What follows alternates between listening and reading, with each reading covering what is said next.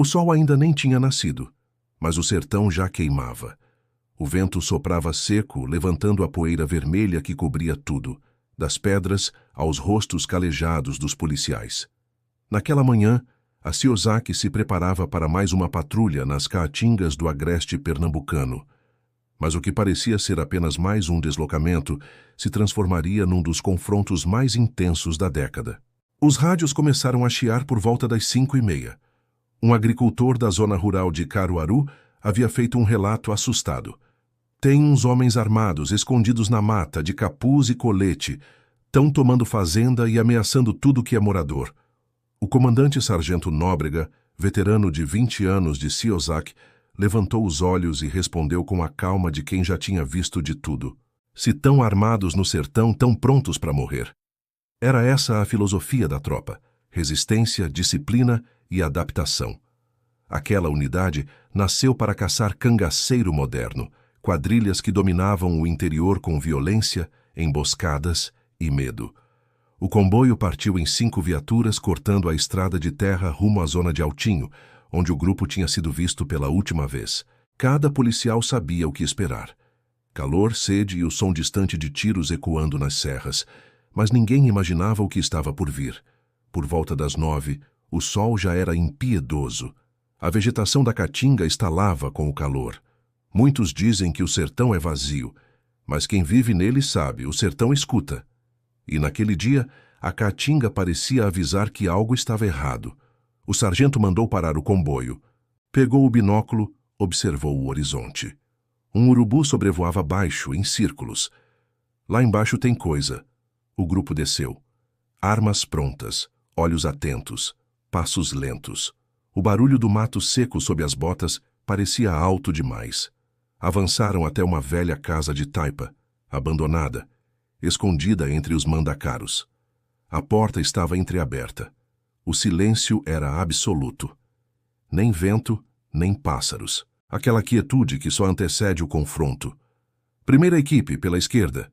Segunda, cobertura pelos fundos. O policial Cabral, o mais novo da tropa, segurava o fuzil com as mãos trêmulas. Era sua primeira grande operação fora da capital. Relaxa, recruta. Aqui quem tem medo morre cedo, disse Nóbrega sem tirar os olhos da porta. Eles avançaram. 3 passos. 4. E então o barulho. Um estalo seco vindo de dentro da casa. O primeiro tiro atravessou a parede de barro. Depois outro. E mais outro.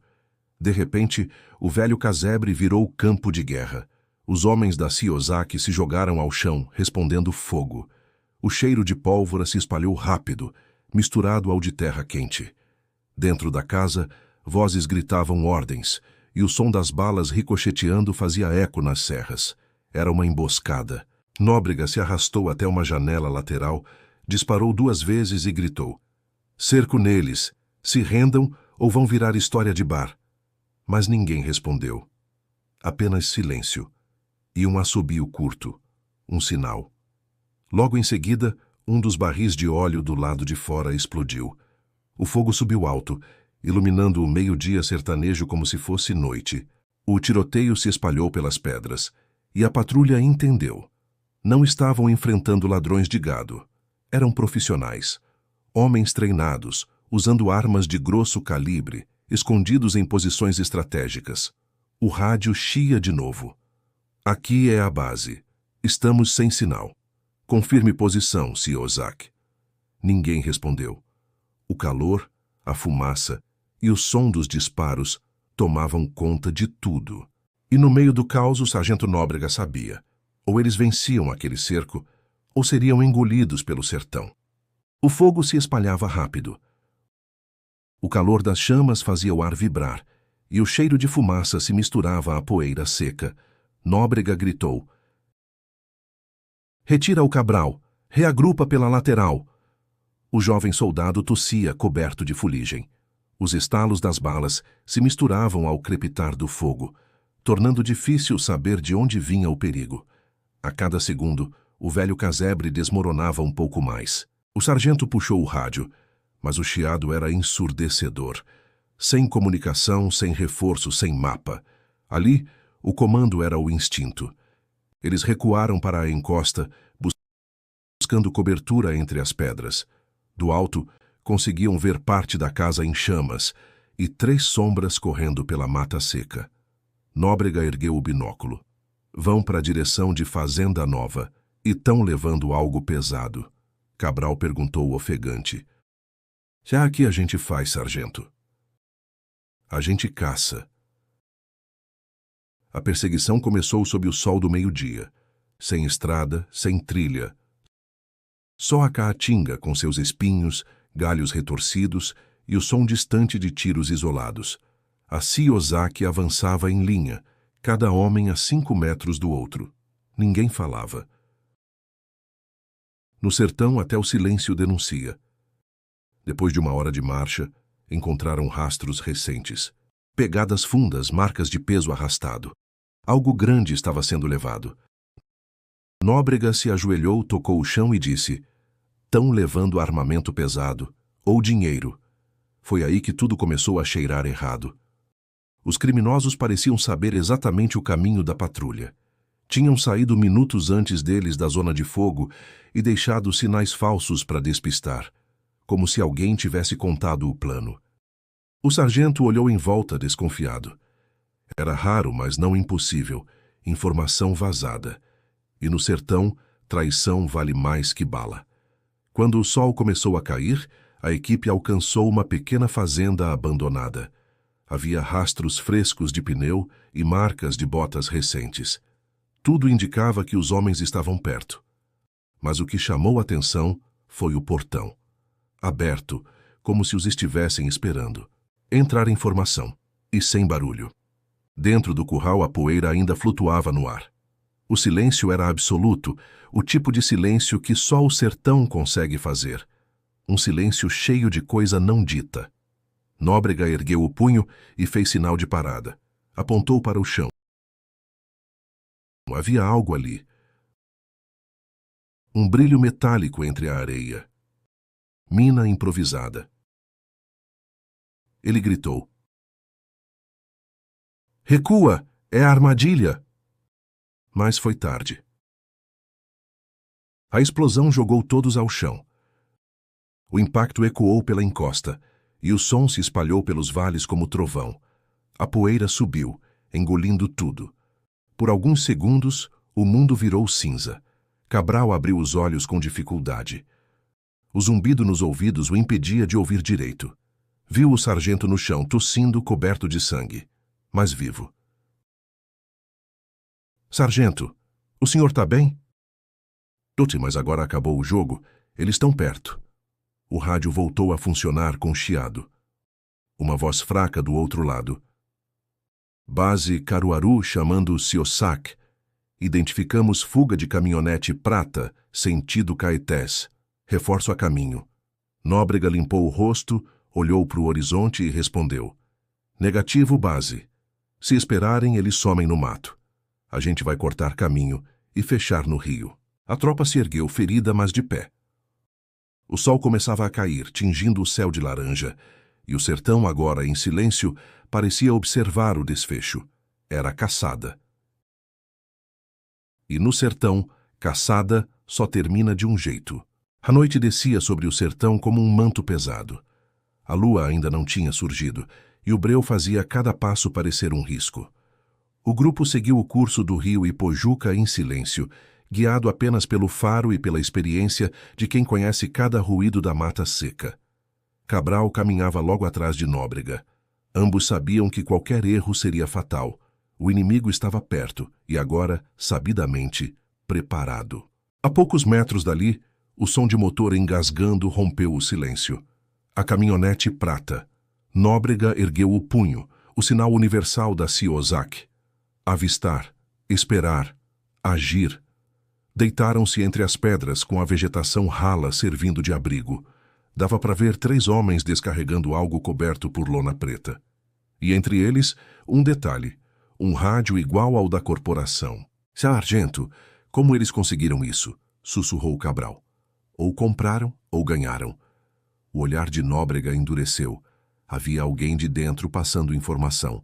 E o pior, o traidor estava perto. O plano era simples: cercar, intimidar, prender. Mas no sertão, planos simples costumam dar errado. Cabral se posicionou à esquerda com 2 homens. Nóbrega seguiu pela direita com o restante da equipe. Quando o sargento ergueu a mão para dar o sinal de ataque, um estampido ecoou. Tiro, vindo de trás. Um dos soldados da retaguarda caiu. O inimigo já sabia da emboscada. Em segundos, o breu virou inferno. Ráfagas de fuzil cortavam o ar, e o som seco das balas ricocheteava nas pedras. O clarão das armas iluminava rostos tensos, olhos arregalados, a luta pela sobrevivência. Nóbrega arrastou o corpo ferido até uma pedra e gritou: "Fica comigo, soldado, respira!" Mas o rádio voltou a chiar e a voz de alguém ecoou, fria, calculada. "Desiste, sargento. Você não vai sair vivo daí." Era uma voz familiar. Cabral congelou. O som vinha do rádio da própria equipe. Nóbrega apertou o transmissor. "Quem tá falando? Se identifica." Silêncio. Depois uma risada curta, cínica. "E então? Você devia ter ficado no quartel, Nóbrega. O sertão tem dono." O sargento entendeu. Não era só um grupo armado comum. Era milícia rural, com gente infiltrada e protegida por quem devia combatê-los. O tiroteio continuava intenso. Cabral, ferido de raspão, apontou para o rio. "Dá para atravessar por ali?" "Negativo. A gente fecha eles aqui." Foi nesse momento que o faro sertanejo de Nóbrega falou mais alto. Ele percebeu o erro do inimigo. Os tiros vinham de 2 direções diferentes, ou seja, o grupo estava dividido, metade fugindo, metade cobrindo a retirada. Nóbrega fez o gesto. A patrulha se lançou em um semicírculo, pegando o grupo de surpresa. 2 homens se renderam. Um tentou correr e foi abatido com um tiro preciso na perna. Quando se aproximou do cativeiro improvisado sob a lona, o sargento puxou o pano e viu caixas de munição, coletes, dinheiro e documentos da própria polícia. O silêncio tomou conta. Cabral olhou confuso. "Sargento, isso é coisa de dentro." "É. E agora a gente vai descobrir de onde vem." De repente, o rádio tilintou de novo. A mesma voz, agora mais próxima. "Tarde demais, meu sargento. Cuidado com quem está do seu lado." Cabral olhou ao redor nervoso. "Do meu lado? Como assim?" Mas Nóbrega já sabia. O traidor estava ali. O vento soprou forte, levantando a areia quente. O silêncio que veio depois era diferente. Tenso, espesso, como se o próprio sertão tivesse prendido a respiração. Nóbrega olhou para cada homem ao seu redor. Os rostos cobertos de suor, poeira e medo. Todos fiéis. Ou quase todos. O rádio tilintou de novo. "Não confia em ninguém, sargento. Um deles está mentindo." Cabral apertou o fuzil com força. "Isso é armação. Querem jogar a gente um contra o outro." Mas o sargento não respondeu. Caminhou até o veículo apreendido e puxou um dos rádios clonados. Havia uma etiqueta colada com fita isolante. Equipe Alfa. Esse código só era usado pelas próprias patrulhas da CIOSAC. Nóbrega sentiu o estômago revirar. Só podia ter vindo de alguém com acesso direto ao armamento da base. E havia apenas um nome que se encaixava. Soldado Torres. Torres estava a poucos metros dali observando o horizonte. Calado, distante. Desde o começo da operação, ele havia evitado contato. Dizia sempre que não gostava de conversa. O sargento caminhou até ele. O som das botas na areia era o único ruído. Quando parou diante de Torres, o silêncio cortava como faca. "Você quer dizer alguma coisa antes de eu perguntar?" Torres virou o rosto, fingindo confusão. "Como assim, sargento?" "A etiqueta no rádio, o código da patrulha e o aviso vindo antes da explosão. Isso tudo foi coincidência?" O olhar de Torres endureceu. Cabral, ao fundo, levantou o fuzil, tenso. O ar parecia vibrar. "Sargento, o senhor está me acusando sem prova." "Eu tô te olhando, soldado. E isso já é prova suficiente." Foi então que Torres deu meio passo para trás, o suficiente para Nóbrega perceber a intenção. A mão do traidor foi rápido ao coldre, mas o sargento foi mais rápido. Um disparo seco ecoou. Torres caiu de joelhos, o fuzil escorregando da mão. O silêncio voltou. Ninguém falou nada por alguns segundos. Cabral se aproximou devagar, ainda em choque. Ele ia atirar? Ia, e não era a primeira vez. Nóbrega se agachou ao lado do corpo e retirou do bolso do traidor um pequeno rádio portátil, ligado, transmitindo em frequência aberta. No visor, piscava uma palavra: base. Alguém do outro lado respondeu: Torres. Torres responde: eles estão vivos? O sargento apertou o botão e respondeu firme: aqui é o sargento Nóbrega. Torres não vai mais responder. Do outro lado, silêncio absoluto. E então a voz fria voltou: você não entende, Nóbrega. Isso é maior do que você. A Chiosaki não devia ter se metido. O rádio chiou e se apagou. Cabral olhou para o sargento assustado. Maior do que a gente, o que ele quis dizer? Me que tem gente graúda por trás disso tudo, soldado.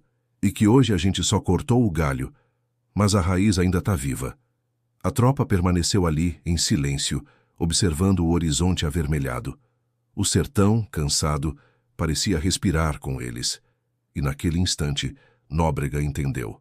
A patrulha do sertão não lutava só contra criminosos, lutava contra um sistema inteiro de silêncio e medo. 2 dias depois, a patrulha voltou para Caruaru.